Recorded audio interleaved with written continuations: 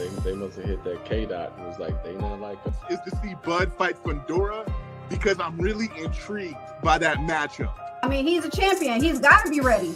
Even if we think he is or not, he's got to be ready. They're just guys that Tiffany knows. Once you're in this boxing game, you're going to keep bumping into these same guys that are in this business. But I think that he learned something about himself that night, which I think will carry forward in future.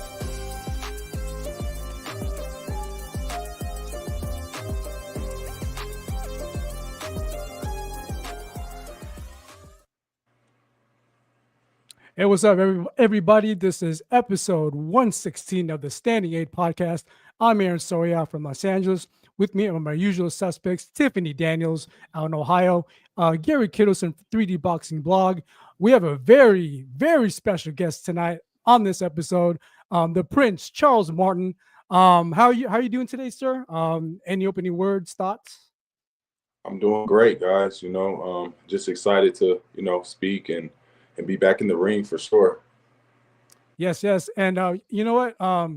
How excited are you to not only be back in the ring, but also being the main event at a stacked Westside Promotions event in Redwood City after being away from the ring for a little bit over a year, right? Oh yeah, it's a privilege, man.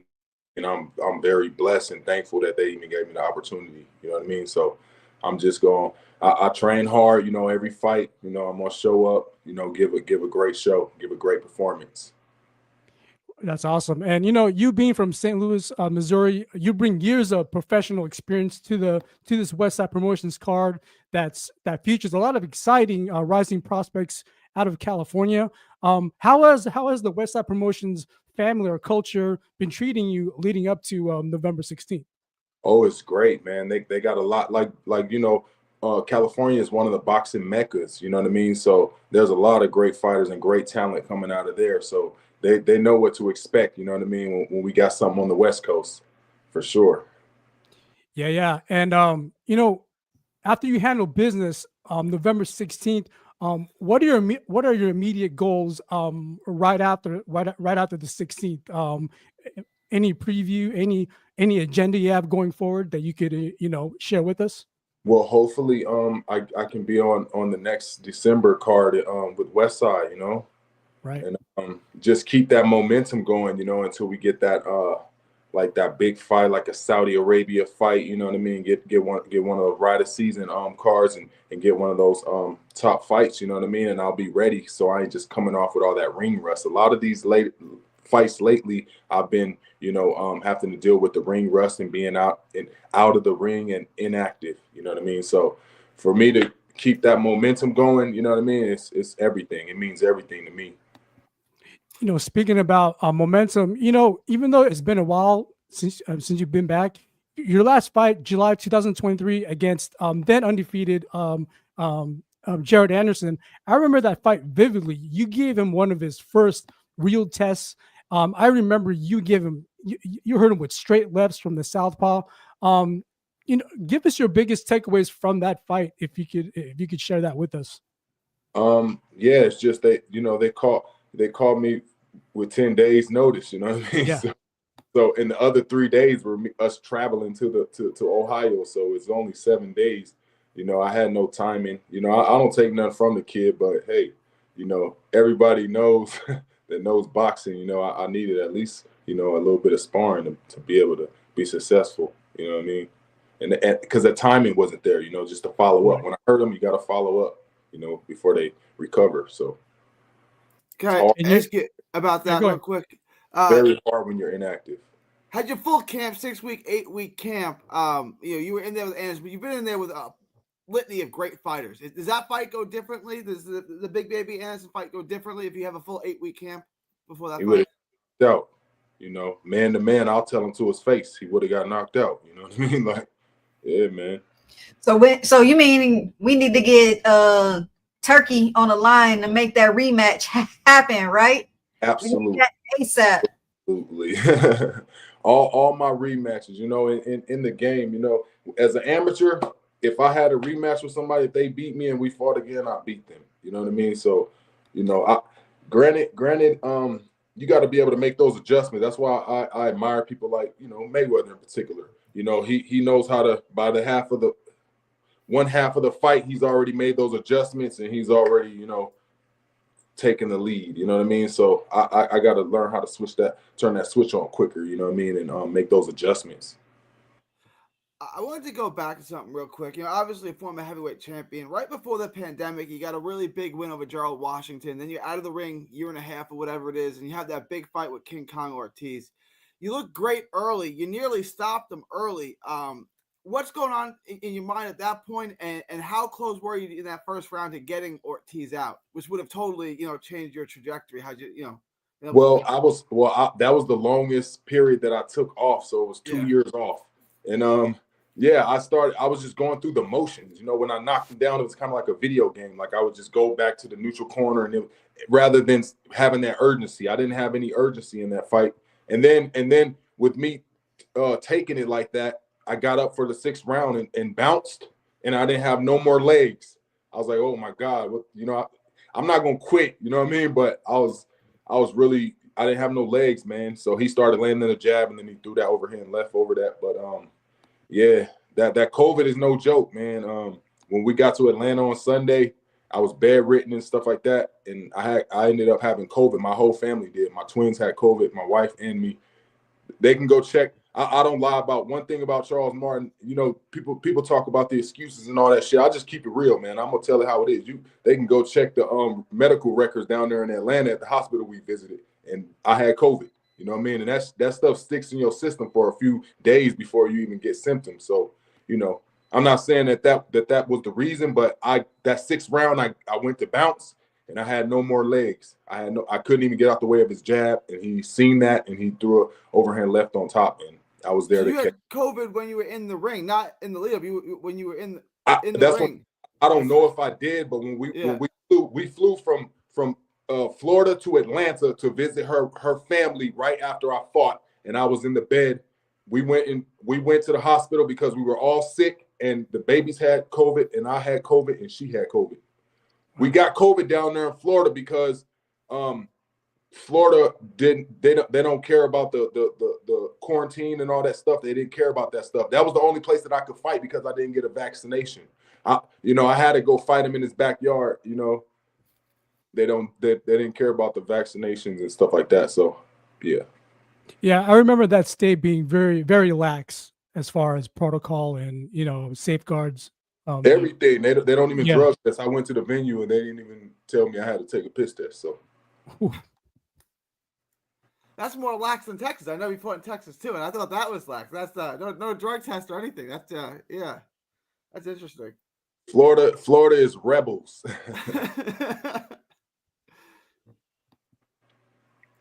So I want to get your thoughts. You know, have you been following the Fury versus Usyk?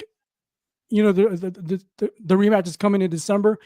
Give us your boxing analysis. How that goes. You think it'll be more of the same, or you think there's just one thing missing from Fury that he just needs to implement on his end?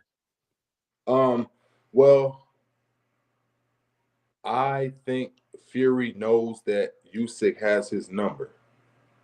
You know what I'm saying? You can see with him, with how he's so cheerful around him now, you know, taking the pictures with him and all that stuff. You know what I mean? Like whenever they're together. Everybody got somebody's number, you know what I mean? And he knows that. Cause he's talented, but Usyk's talented as well, and he has the discipline. You know, that's the thing that separates them two is discipline. Now, I'm going back to you. This is related to, again, Turkey. Now, assuming Turkey wants to collaborate with you, with this help, what names that do you want? What's your top 3 names that you want to get in the mix with in the Riyadh season saga? Your top 3, just off the top. My 4 losses are all something that I want to avenge. Right. Yeah, you know, yeah. So those first and foremost, but yeah, man,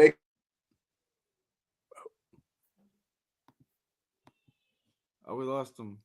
He was about to name those. Yeah. He already gave us.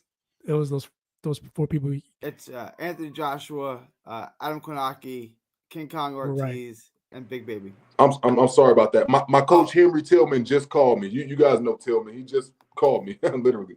Okay, so wow, that wasn't good. But yeah, they can literally throw the names in a hat and pick themselves. You know what I mean? I'll fight anybody, man. You know what I mean, and win. As long as I got a camp, as long as I'm in the gym and training and I'm able to get a heads up on it, you know, hey, I bring that work, man. I bring that work for anybody. You know, I know this is cliche, but you're a prime example of, stay ready, because like you said, that one fight with you guys can't hear me, huh? No, I can hear you. We can hear you just fine. We can hear you. You're good. The whole interview. I can't believe you just did this. Uh-oh. Can you hear us? Can you hear us, Charles?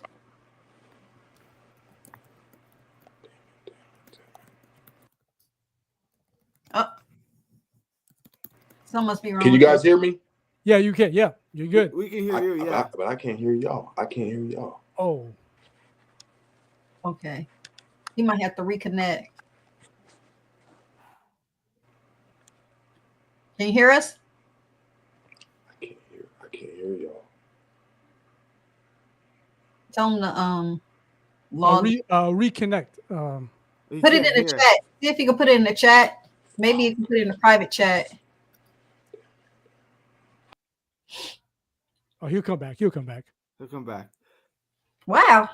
I didn't know he was trained by Henry Tillman. Fought Evander Holyfield. He fought Mike Tyson. It was a really, really good heavyweight in the 80s. I didn't know that Henry Tillman trained him. I didn't know that.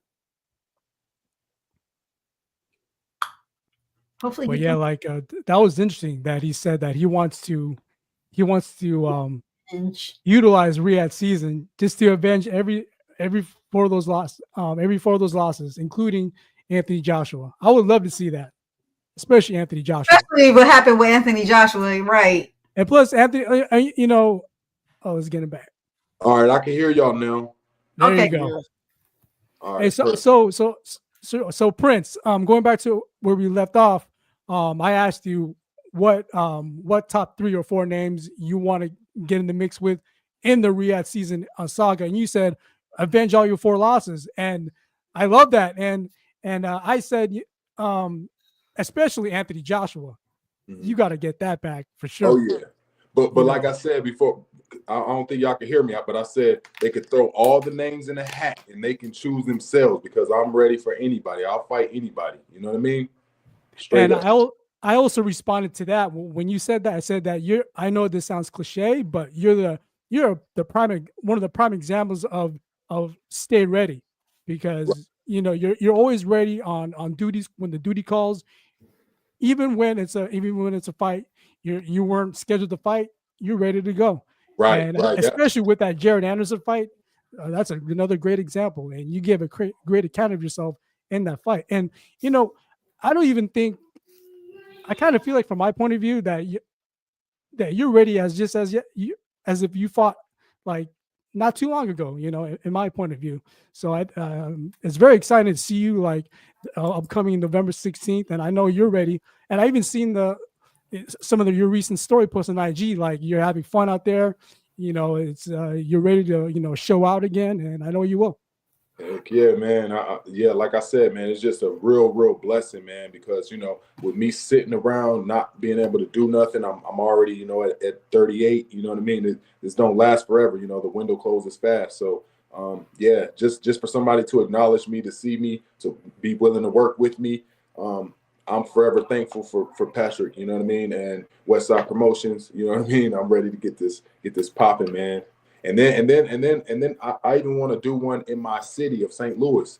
I heard he was willing to co-promote with them down there, so that's a blessing, because I never fought down there, and I'm kicking off some stuff for the underprivileged youth in the city, in the inner city, the Guns Down, Gloves Up campaign. I'm trying to get that started. So that's why I wanted to do a fight there to make that relevant, you know what I mean? To make the people put myself on notice.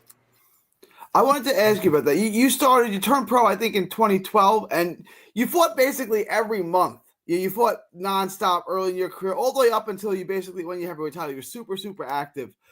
The last couple of years, you're fighting once a year, then taking time off. How have you been dealing with that, with the layoff and the inactivity? How do you keep yourself in shape, and how do you keep yourself busy? Well, I'm always the guy that's like afraid of health. I'm really big on health and stuff like that. I'm just afraid. I don't want to get sick or anything. So I'm always trying to watch everything I eat and move around. The body was always made to move, and not stay still. So I try to move as much as I can. I think I know I got ADD, so it helps a bit. But yeah, just that inactivity hurts, man. It's very hard to come back and make a return to the ring, and look phenomenal when you've been sitting and not being able to get any fights and get any activity. What can I say? Like, yeah, I got a whole gym in my garage, and I try to meet it every day. So there's two moments in your career that like kind of stand out to me. In 2015, you got to fight Tom Dallas at Madison Square Garden. First round knockout. That was the Klitschko Jennings card. That was like the first one that kind of like woke you up to like, the mainstream boxing audience. Like, okay, this guy's for real. And then obviously a couple years later, you become heavyweight champion of the world. Describe those those two moments, the win at Madison Square Garden, first round knockout over Dallas, and then shortly after that, becoming heavyweight champion. Describe what that was like. That was great, man. Like everything was, just flowing. You know what I mean? Everything was flowing at that moment. Just staying in the ring, man. It makes it like a walk in the park. You know what I mean? Like when you're not in there, it's foreign. It's nearly foreign to you. So those moments in my life, I cherish those moments all the time. I take myself back there sometimes and think about it, and yeah, it's just exciting, and I wish, I can't wait to do it again. I'm not gonna say wish, I do want another shot at the title, and to do that again would mean everything to me. So I wanted to ask you, King Kong Ortiz, Big Baby Anderson, Anthony Joshua, who's the biggest hitter of the three? I'll say King Kong. ain't nobody ever knocked me out standing up. I done been in fights. I got jumped in the streets and everything. Ain't nobody ever knocked me out and I was standing up. Like, it's crazy. He got that grown man strength, right? So is that the one that, like, I know you said put him in a hat, doesn't matter, but is King Kong the one?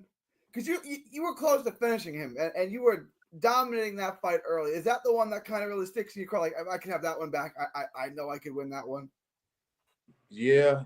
I would love to do that one again for sure. Yes. Now knowing you had COVID for that fight too, Yeah, definitely. So yeah. If he was willing to do that, that'd be cool. But I don't know if he's even, because he's a little older and stuff. So I don't even know if he's still fighting still. But if he is, man, I'm definitely with that. That'd be amazing. How old is he? He probably 38, but he really like 47 or something. Yeah.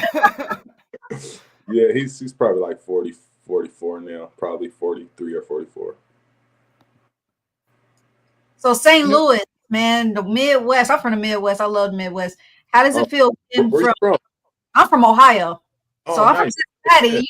Cincinnati got that rich boxing history. Yeah, so it's like that too, though. Y'all got the Spinks family. I got Evan Alexander. You got you. Like, how does that feel to be from a city like that with all that talent? Oh yeah, it's great. It's great, and it kind of makes sense, because as me growing up, I used to have to fight every day, and I hated fighting. Like, I'm really, to the heart, I'm not a fighter. I'm just a trained fighter that gets paid to fight, but I'm not a fighter by nature. So I had to fight every day, and it was just crazy. Like, everybody wants to fight in St. Louis, so it makes sense why they breed good fighters. Yep. I wanted to ask you said you coach Henry Tillman. Henry Tillman was a great heavyweight prospect and contender in the 80s. He fought Mike Tyson. He fought Evander Holyfield. How did you guys how did you get caught up with him, and how long have you been with Henry Tillman? Oh yeah, I've been knowing Henry for about a good 15 years, man. Like, basically your whole pro career? Yeah, my whole career. He's been my coach since the beginning, man, since day one. Yep, that's my day one. So we met at the Rock Gym in Carson, California. You know what I mean? Okay. They have a little boxing school out there, boxing program and stuff like that for the elite athletes that's coming from maybe like the collegiate athletes coming from football, college basketball, stuff like that.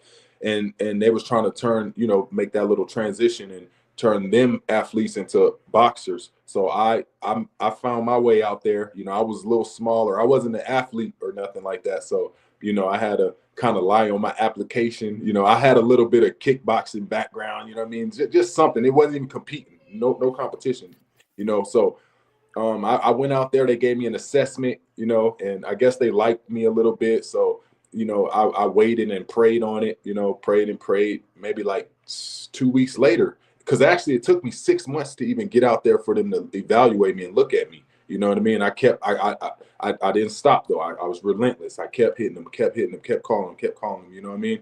And then eventually they let me out there. I did what I had to do. 2 weeks later, they called me. They said, "You're coming to live in California." And that was the most exciting thing and moment in my life, literally. So from there, I just said, I'm not going to blow this opportunity. You know what I mean? I'll do whatever it takes to, stay here and grow and become a champion. I had that in my mind that I wanted to be a champion. And that's also what they were looking for. We were all amateurs at the time, but yeah, I said, I wanted to be a champion. If I do something, I'm going to take it to the top no matter what, because, it's just bred inside me. I don't know. I kind of got it like a gene mutation. So I'm like relentless with things, I make beats now too. So I've really, made really good of beats, and now people are wanting to get my beats to make music on, you know what I mean? So everything I do, I like obsessed with it in a sense. So talking about that, your start into boxing. I mean, obviously you're a big guy and you're really athletic for a guy your size. Did you play the sports, basketball, football, anything like that? And then talking about your start, how old were you when you started boxing? As an amateur. I played street ball. Okay. Football in the fields with the guys. We get pickup games of football, or we played it on the streets, So your high school coach wasn't like, "I got to get you at the DN. You're my DN." Like you never played like high school football or anything. Yeah, I never played high school football. I was too skinny. I was skinny, man. When I went to that camp out there, I was 200 pounds, and everybody was like 250, 260, and I was a runt. You know what I mean? They had to put weight on me.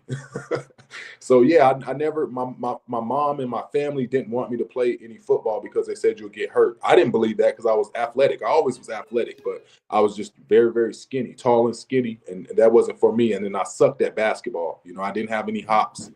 I know that you can build that, but yeah, and playing down low, I was so tall they wanted me to play in the paint, but I was skinny, so I'd get pushed around and stuff. You know what I mean? I had a good jumper though. I had a good jumper, so that's why I liked playing street ball, because I would light it up. I like the show up. You know what I mean, with that 3-pointer, and I had a little bit of handles too. I was cool with the handles too, but yeah, those sports weren't for me, man. I try to do the music. I was, trying to rap and stuff with my cousins and all that stuff, and that really didn't stand out either. So I was kind of just like the little oddball, or whatever you want to call it, just trying to. One of the passions you just mentioned, which I didn't know, which I found fascinating, that you produce music, and we have a viewer question here. What or where do you get your inspiration when you're making your beats? Oh man, just I get my inspiration from like the artists that I grew up listening to, or the current ones right now. I like a lot of little trap beats and stuff. I like 808s, man. I like the bass and stuff like that. So that's what gets me going. And then I just learned the music theory and stuff like that. So it's like a whole array of things to do in there. It's just so big, and the creativity just flows as you create one thing off of another. You know what I mean? Because it's all layers. It's all a layering process. So you just get lost in it. I get lost in it. I started when the pandemic happened, 2020, the end of 2020, like November, December-ish, is when I started. I picked up an MPC. Well, I started with the computer first, and then I actually got some hardware. So then I just started going crazy with the drums and stuff, being drumming, and then using their little samples and stuff, and hey, it just went from there. So I was determined to learn music theory. I learned that. I got better with the drum patterns, and just YouTube University, man. I learned how to use the whole machine off of YouTube, man. I had a guy that's what is his name? Is some name I can't remember, but he was like my teacher in there. I watched every single video of him in that MPC until I got it down, man. So that's beautiful. I love my MPC. And it keeps me out of the streets, bowling and making my beats. It keeps me level headed, keeps me in the house. I can't get in trouble while I'm in the house. So I love it. As you learn to become a music producer, were there things when you were to learn to learn from when you were trained to be a boxer? Were there things from that experience that you kind of applied to your music side? Anything? Did you find any parallel or connection? Yes.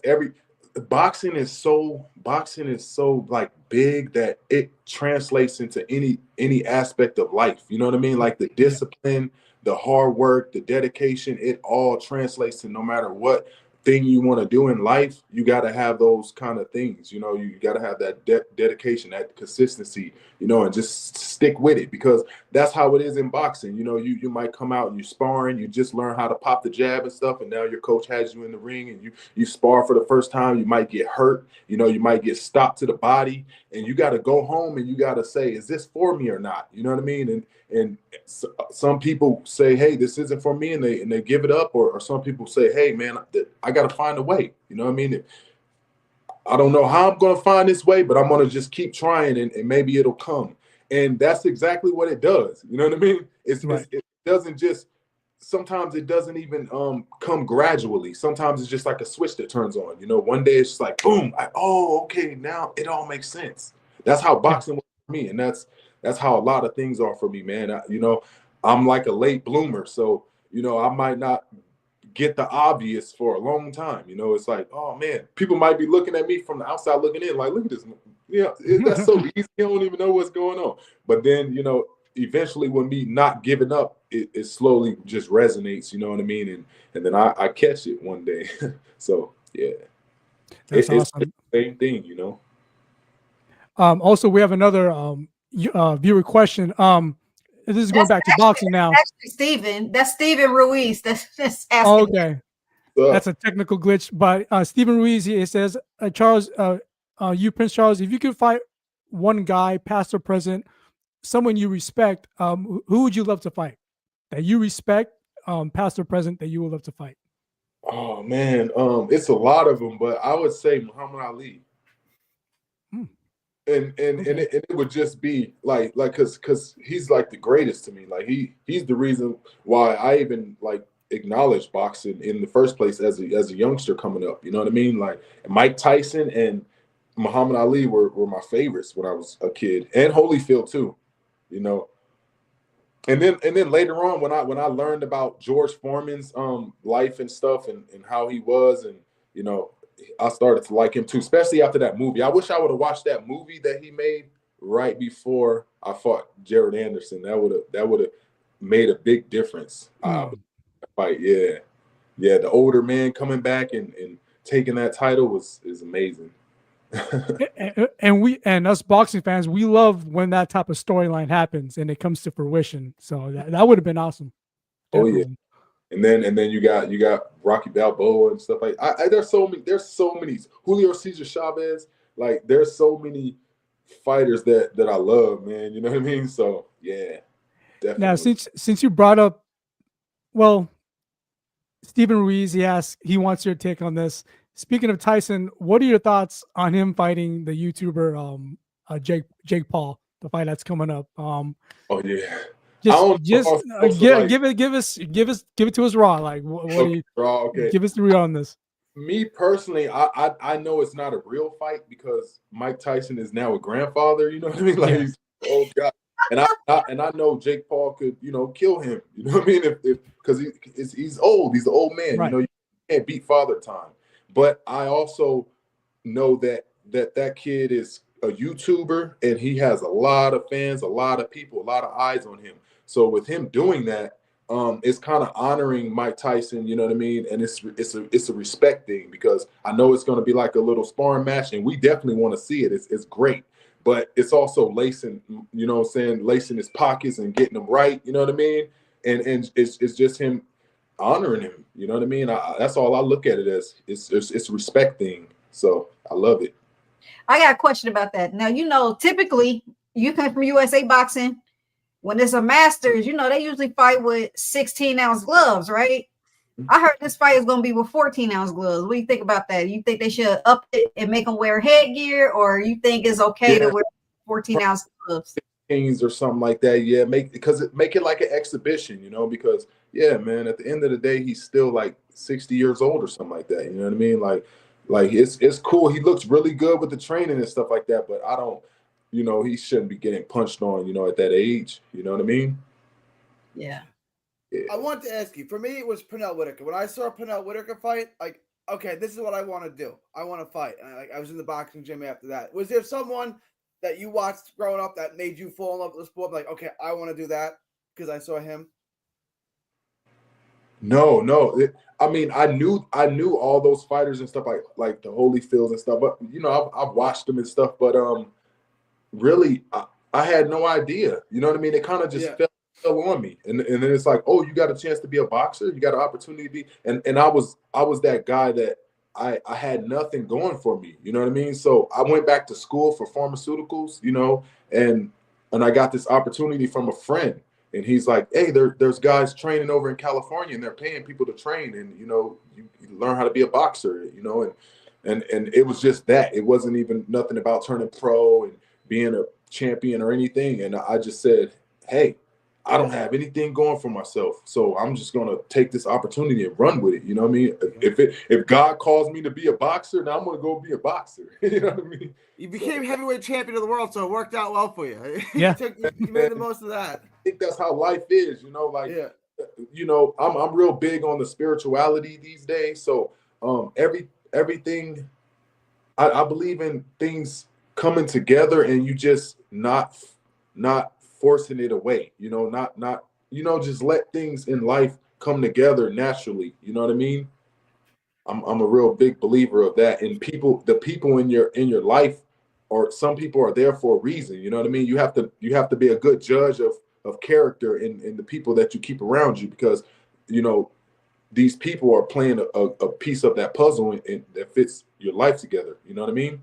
In your journey. Yeah, they're like characters in your movie. Yes, so to speak. Sir. And it's likewise thing, because we're characters in their movie. You know, everybody has their own movie. You know what I mean? It goes both ways, definitely. Yes, sir. That's what I'm about. Yeah. You know what? Picking back, you did mention gloves up, guns down. Do you have an active nonprofit organization? And if you do, you want to speak more about that? And if you don't now, what do you have any near futures for a movement of that? Yes. Any plans? Yeah, I haven't got it like all the way into play, but I do have people down there in St. Louis that are moving things around, you know, people that are in touch with like the Senate and stuff like that, and kind of like with political people out there. So it's I know that might not correlate with it, but it's still yeah, I have a lot of people out there, you know, that's going to help me with it, and I know that I have to do one thing at a time. You know what I mean? Like, I can't, like right now I'm trying to sell a home so I can get my children out into Colorado, because the autism resources are better out there and stuff like that. They have better benefits and better opportunities out there in Colorado. So I have to focus on this mainly to get this house sold, because that's a hard thing. You know what I mean? It's very harder than I thought. You know what I mean? So I'm just trying to do this right now, and then do one thing at a time, you know, because it's really hard when you try to break up your energy into a lot of different ventures, you know what I mean, that you're going to do. I got a question. Both of your twins have autism, or is it just the one? Yeah, they're identical twins. Okay, so I know that's close to a lot of us here. One of our panelists has a child with autism. I have a cousin with autism. I have two. Both of my boys are autistic. Oh, Gary's here.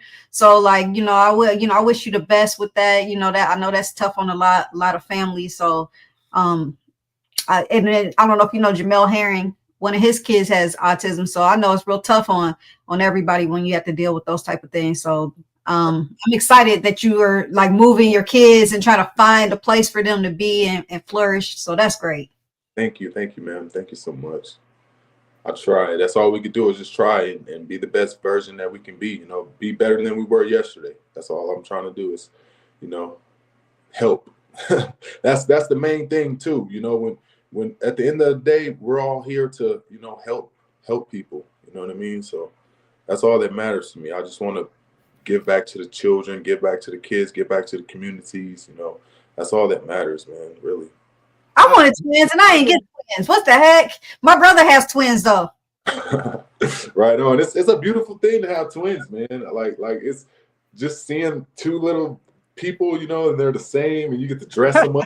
It's great. I have two boys who are both on the spectrum too. So it's near and dear to my heart. We should be in contact. We should figure out how to do something together because it's. I have two boys who are both nonverbal. And mine are nonverbal. Wow. Okay. Yeah. Synchronicity. See? Yeah. Yes, stem cell. I just found out about stem cell can possibly, heal them. You know what I mean? So yeah, I'm for it. I'm all for it. I'll try it. I try everything. We done try so much. So hopefully the stem cell can do it, man. Absolutely. Yeah. I want to take it back to the Westside Promotions card on November 16th. I'm just going to shout out these names. You got Jacob, the Westside Dragon Makaloloy. He was on a show actually a few months back. You got Jalen Skywalker Walker, Malachi Machine Gun Johnson. These are exciting, budding young fighters.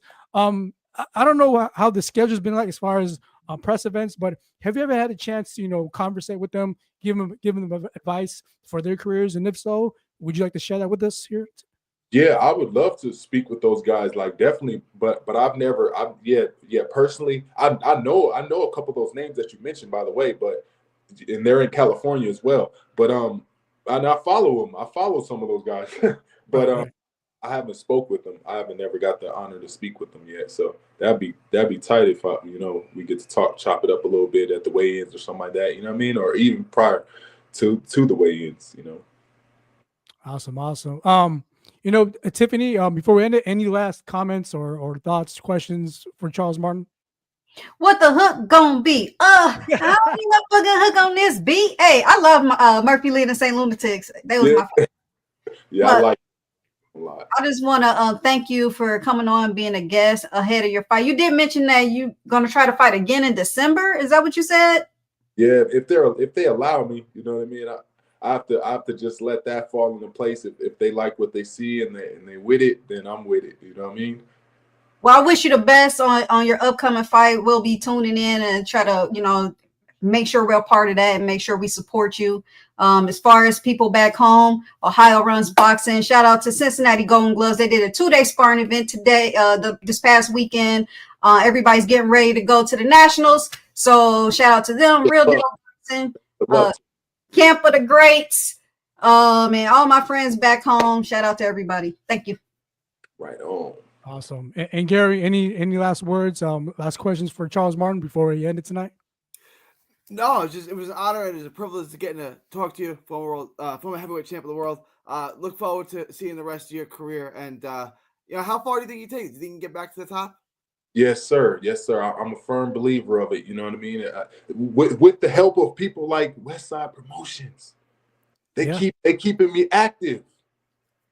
Hey, so your arrangement with Westside Promotions, is it per fight basis, or you have a like a near long-term agreement with them? Or honestly, I don't even know. They got connected with me through my coach Henry Tillman. Oh, so, awesome. Okay. Yeah, he's orchestrating it. So you know, they're good friends. So hopefully it is solidified, you know, and I can make some stuff, make some noise, and get to that top. You know, I believe you and Westside Promotions and Tillman, you guys are gonna make great magic together. So thank you, man. Thank you. Awesome. You know, Prince Charles Martin, any last words and you want to give any shout outs? Go ahead, man. Before we end it. Promotions, man. Shout out to my team, you know. Shout out to the people tuned in right now watching this, and you know, showing love, man, love and support. You know, that means everything to me, because you know, I wouldn't be nothing without the people. You know, the people mean everything to me, man. I have a humanitarian spirit, so I'm all about giving. I can't wait to get up there and go to that school and speak with the kids and stuff like that. Henry Tillman is the one that got me into doing that. So, you know, he kind of planted that seed, you know what I mean? So I'm really like that type of guy, man. I like to give, you know, my knowledge and my experiences on to the younger generation, man, you know, and make a change. And you know, I love to see that spark in their eyes, you know, when you're telling them you know, all those great things and great experiences that you've been through, and how they light up, you know. It's amazing. It's priceless. That's awesome, man. Yeah, it's an amazing feeling to receive that energy back. So definitely.